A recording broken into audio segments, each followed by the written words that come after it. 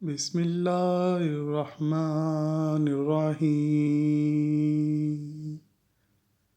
خلیفہ ہارون الرشید نے بہلول کے پیچھے جاسوسوں کو بھیجا تھا تاکہ وہ اس کے حالات اور سرگرمیوں کی رپورٹ خلیفہ کو فراہم کریں۔ یہ جاسوس دربار میں آ کر اپنی اپنی رائے پیش کر رہے تھے اور ہر ایک اپنی طرف سے بہلول کے بارے میں مختلف خیالات کا اظہار کر رہا تھا۔ ایک شخص نے خلیفہ کے سامنے اپنی بات رکھی، عالی جاں اس شخص کا دماغ بہت عجیب و غریب ہوتا ہے، کبھی کبھی وہ ایسی باتیں کرتا ہے جو کسی کے سمجھنے سے باہر ہوتی ہیں۔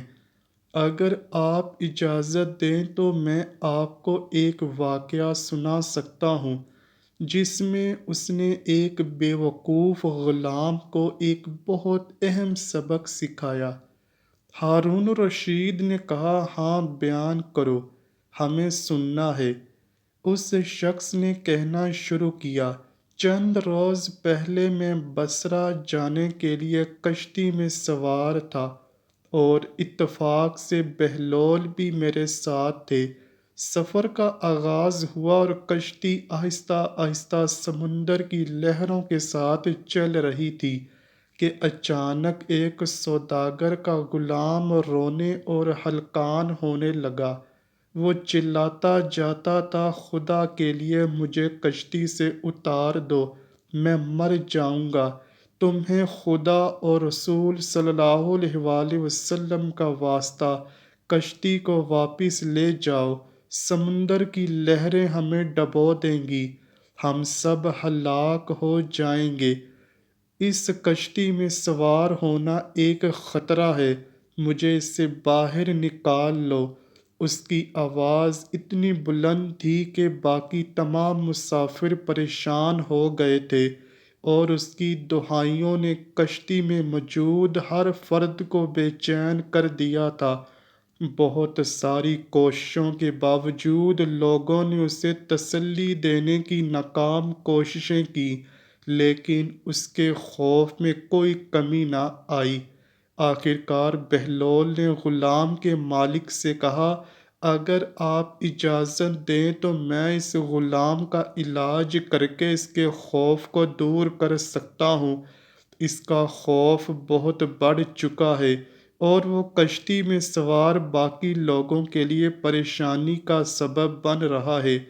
غلام کا مالک پریشانی کے حالت میں بولا، تمہاری بات درست ہے، اس کی وجہ سے ہم سب کو ذہنی اذیت ہو رہی ہے، اسے کسی طرح سکون ملنا چاہیے تاکہ اس کی چیخیں اور آہیں ہمیں مزید بے چین نہ کریں۔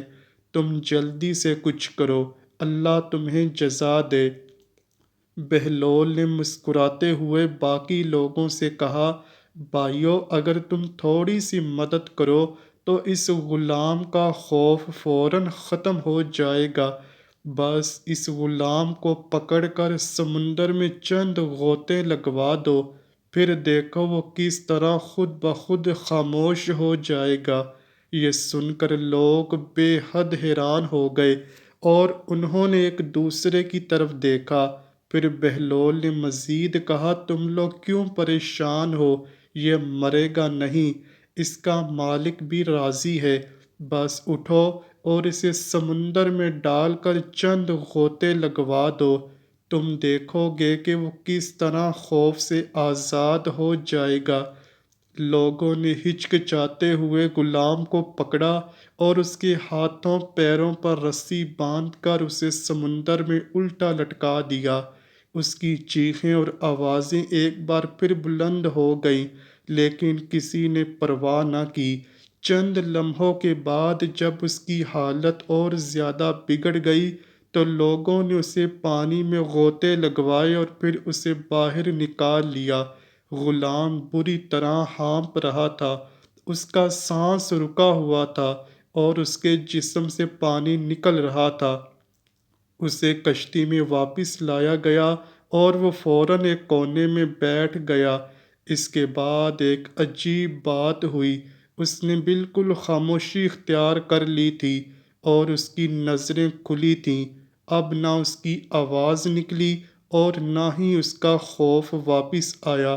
کشتی میں لوگ حیران ہو کر ایک دوسرے سے پوچھنے لگے، بہلول، آپ نے ایسا کون سا طریقہ اپنایا کہ یہ غلام فوراً خاموش ہو گیا؟ بہلول ہنستے ہوئے بولے، اس غلام کو سمندر کی حقیقت کا اندازہ نہیں تھا۔